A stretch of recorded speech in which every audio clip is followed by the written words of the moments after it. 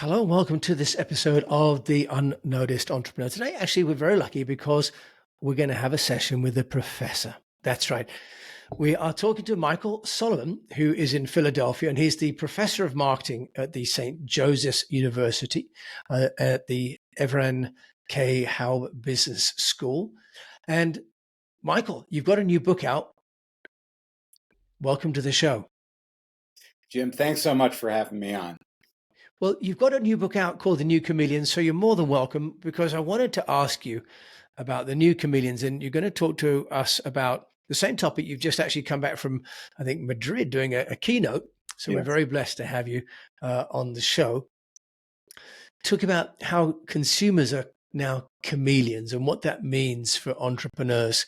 And I think you've got some good news for us as entrepreneurs as we try and compete for business, and also some words of wisdom. So, Michael, what do you mean when you say the new chameleons? What do you refer to, and how does that impact business? Well, first of all, I assume everyone knows what I'm referring to when I talk about chameleons. We're talking about. I'm not saying that we've become reptiles that change color several times a day, but many of us are becoming chameleons in the sense that we do change our identities several times a day, perhaps. Just the way a chameleon, strategically changes its skin color in order to survive in different environments. Consumers today are doing much the same thing, and it's a fascinating process because it goes against everything we ever teach our students in marketing. And mea culpa, I do it all the time. But what do we teach our students? That the way to reach your audience is to identify one or more large homogeneous market segments, groups of people that share some characteristic like age or gender or something like that. Put them into a big bucket and assume that because they're in that bucket or in that cage, as I call it, that they're all going to be the same. Anyone who gets put into that cage is all going to be the same. And so we teach our students that this is how you create economies of scale. You don't create a different advertising message for every consumer. You do one for a huge group. And you know what? For 40 or 50 years, that strategy worked really, really well. The problem is that strategy was created. Actually, General Motors in the U.S. was the first big company to really implement the idea of market segmentation when they created different models of cars for people with different income levels, like a Chevrolet versus Cadillac, et cetera. Those were the days when, first of all, we lived in a mass broadcast environment. We might have had, in England, you had BBC One and BBC Two, and that That's was right. about it. Yeah. We had maybe three, eventually four TV networks, and so the landscape for many years has been dominated both by big communicators like the TV networks and by big brands, the big companies like Procter and Gamble that make all these large brands that are based on these principles of market segmentation. But when you fast forward to today, and you realize we no longer are in a broadcasting environment. We live in what we call a narrowcasting environment, where it is in fact possible to communicate with individual consumers. That's what database marketing is all about. Customizing your how you reach out to someone based on the interactions you've had with them before, et cetera. And so today, consumers are much more adventurous. They have, that internet thing has popped up. It seems like it's here to stay. It's no longer just a fad. And what it means is that everyone can be sitting at their computer, whether they're in London or Philadelphia or Taiwan, what have you. They can be exposed to and get access to products and services from all around the world. And of course, the other great part of this is that they don't necessarily know if you're a one-person shop or you have 1,000 employees, because they're dealing with websites and blogs and so on. So that, to a large extent, levels the playing field for entrepreneurs. But entrepreneurs still kind of throw up their hands sometimes because they say, how can I compete with Procter and Gamble? They have these huge brands with all this messaging behind them. But again, in the time of the chameleons, when we are changing our identities much more quickly, we need to fit into certain situations. We need different products when we're maybe at work versus going on a date versus going to a sporting event, etc. That creates a lot of opportunities for smaller brands, and especially because the smaller brands, the strength that they often ascribe to the big companies is actually often a weakness, and that strength is their size, their resource base. But when you have to make changes quickly, when you're not creating a brand that's basically going to be untouched for 5 or 10 years, you've got to be able to move very quickly, and that's where entrepreneurs have a big advantage. So I like to compare it to turning a sailboat versus turning an aircraft carrier. It's just a totally different process. And if you know what you're doing, you can kind of zigzag in and out of those big guys, and based on much more immediate feedback from your customer base, if you're properly staying in touch with that base, of course, which unfortunately some entrepreneurs are too busy to do. Well, see, you've got a wealth of information in there, Michael. So thank you for that. You're just picking that apart a little bit. So individual consumers now are chameleons, in that not only are they no longer in one category forever, they're switching categories, aren't they? Over even a day or a week or a month, making them kind of harder to define. But as you say, that nimbleness that an entrepreneur may have and proximity to the Yes, client will give them maybe an opportunity, whereas a big company will have to make decisions and will have a huge right, sort of decision-making tree to follow. Michael, right. what's And excuse me, and adjacent to that, remember that these big brands, they in the old days they were able to lock in large numbers of customers, and it was very difficult for an upstart to penetrate that.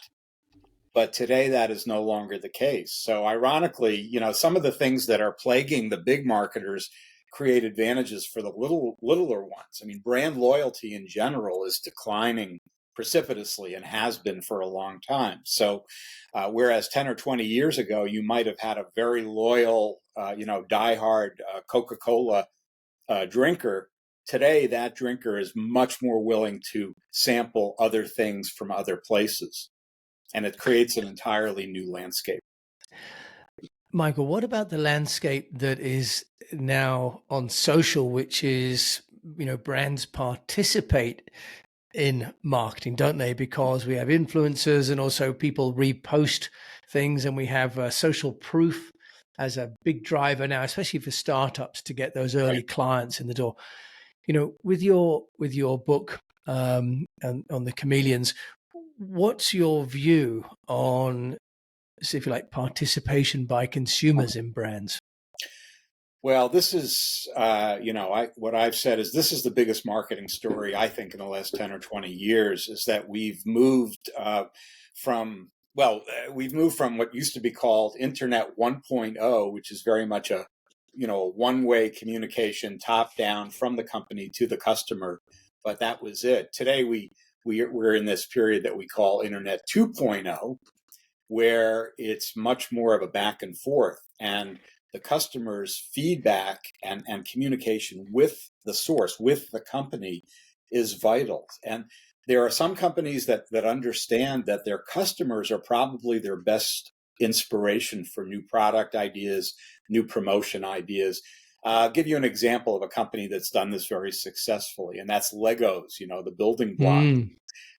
They were kind of on their last breath for maybe a decade or two ago. They were really not doing well, and then they changed their orientation and began to much more aggressively engage with their heavy users, with people who are these Lego fanatics. I don't know how they have the patience for it, but people do that. And so they started to evolve a community, and I think they have well over 10,000 members, probably more, of active Lego users who actually can contribute ideas. They can suggest an idea for a new Lego product or something like that, and Lego will recognize them. They're consciously bringing these customers in underneath this umbrella. Too many companies don't want customers to see what's going on behind the kimono, as we used to say. They love for things to be secret. Apple is actually most famous for that. But many, many companies have recognized that, in fact, what they are creating is always in beta, just like software is always in beta, right? We're always mutating or evolving to the next version. Products are always in beta as well. We're never totally finished. And if you change that orientation, what I like to say is, it's a matter of switching out a very, very simple word. And that is, we've evolved from a marketing to our customers orientation to today, where we have a marketing with our customers. And if you just transition, it's not as easy as it sounds, but if you go from to with, your entire perspective on the role of your customers, as evangelists for your brand. I'm talking about your really loyal customers. Your viewers may know about the 80-20 rule in marketing, which is a generalization that 80% of your revenues come from 20% of your customers.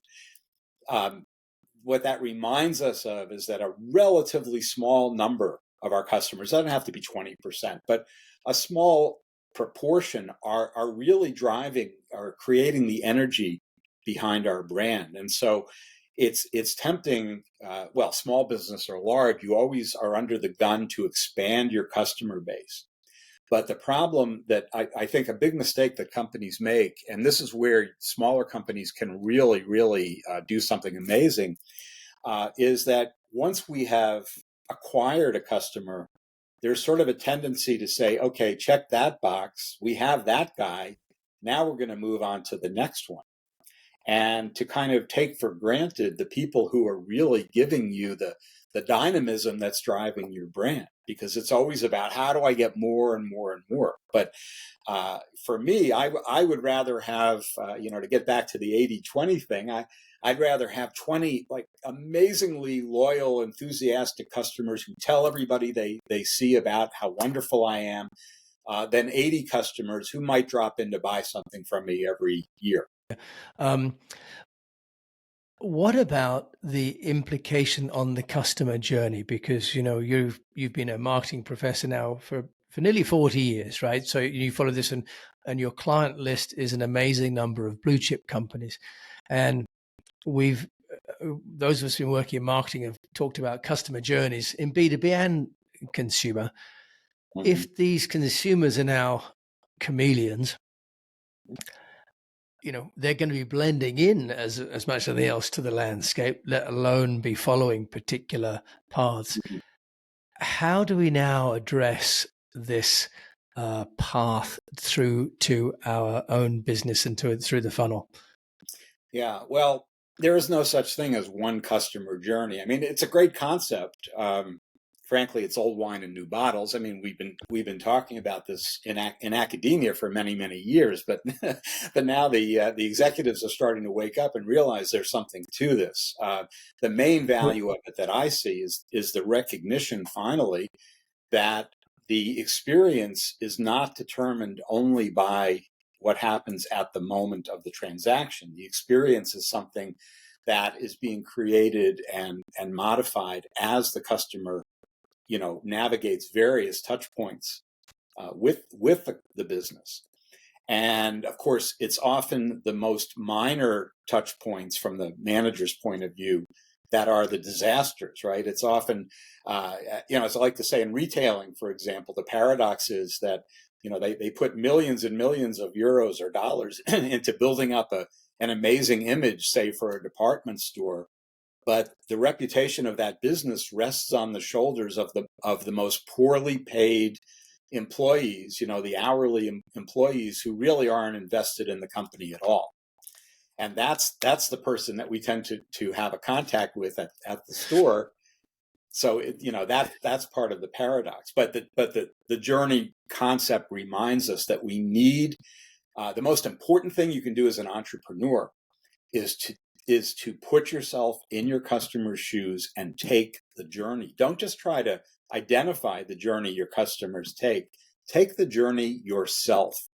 And when you do that, you'll start to see how a minor annoyance like a salesperson who doesn't want to be bothered will totally derail everything you've put together. And that might not have been obvious if you're just reading a report or something like that.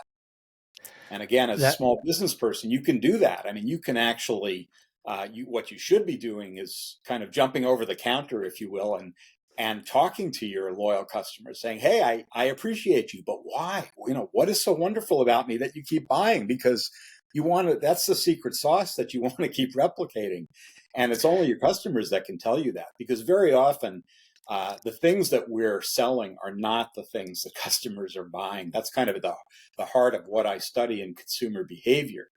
And as I like to say, we don't buy things because of what they do. We buy them because of what they mean. And so customers, at least to some extent, are not just buying functionality. If you make a tangible product, for example, it's likely that it's going to work. It's going to function, as are the other 3 or 4 or 10 competitors in that category. Probably not going to blow up in your face. Yet, in every category, there's 1 or 2 brands that are way, way beyond everybody else. And of course they work well, but you can't explain that level of loyalty just by looking at functionality. So if you think about, the usual suspects, Nike and Apple and so on, what you start to see is that the way they're differentiating themselves is that the functionality is kind of the cost of admission. It's a given that's what it takes to sit at the table. But now the brand story becomes what is driving people. And customers today, these chameleons, especially younger ones, they are not just buying that product, something in a box or a tube. They're buying a story of that company.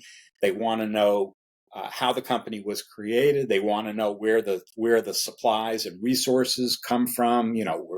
Were any children, was child labor involved in the production of this, and et cetera. And so what they're buying is, even though they're bringing home that functional product, in here, what they're bringing home is a story. So if you have a story, I always say this when I give keynotes to brand managers, if your brand has a unique story, tell it. People want to hear that. Now, with entrepreneurs, almost every company has a unique story, and it might be, 2 sisters who couldn't find a soap that was gentle enough for their babies, so they invented a soap, something like that. There's lots of compelling stories like that. If your brand has some kind of a founder story, and you'll notice how important these are. If you think about, like, in Silicon Valley, you can visit the garage, where Hewlett Packard was formed, or the garage where Apple was. People want to go back to the source today. And so, again, as an entrepreneur, that, I think, is your biggest asset. Your story, I would bet, is more interesting than Procter & Gamble's story. Well, I'm sure there'll be many people listening to the show who'll take heart in that, Michael, because if you're saying really the biggest asset is the story, every entrepreneur, as you say, has got a story to leverage from, and finding those chameleons out there will be key. Michael, in your nearly 40 years of experience as a professor, and with all the case studies and the clients you've coached, is there, if you like, a recurring error, something that you think companies do that seems nonsensical because it's so obvious and people keep doing it, but that you'd like to just say to entrepreneurs, hey, look out for this. Don't make this mistake. Yeah, that's a great question. I would say one thing is resting on your laurels, ticking the box and thinking that you're done. And there's some great examples. I'll give you a quick one. Maybe you're old enough to remember this. Most of your listeners won't, but I'm going to say it anyway. The Sony Walkman.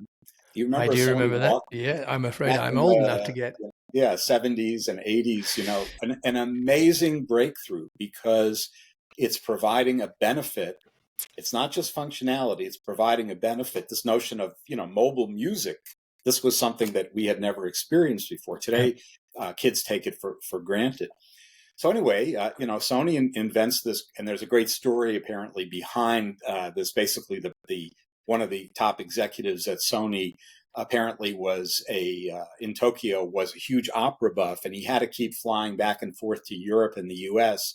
He called his chief engineer in one day and he said, on these long flights, I need to have my opera with me. Make it so.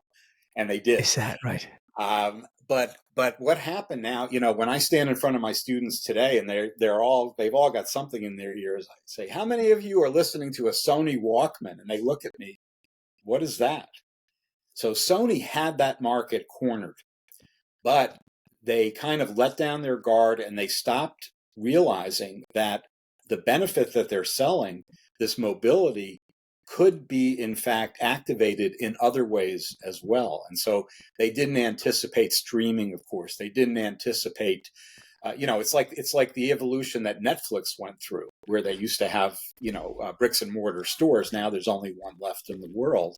But they, in contrast, they were able to pivot and understand the technologies coming down the line and deliver that same amazing benefit, but in a different way. Sony didn't do that. And so, when you have a device where you put, do you remember something called a cassette, Jim?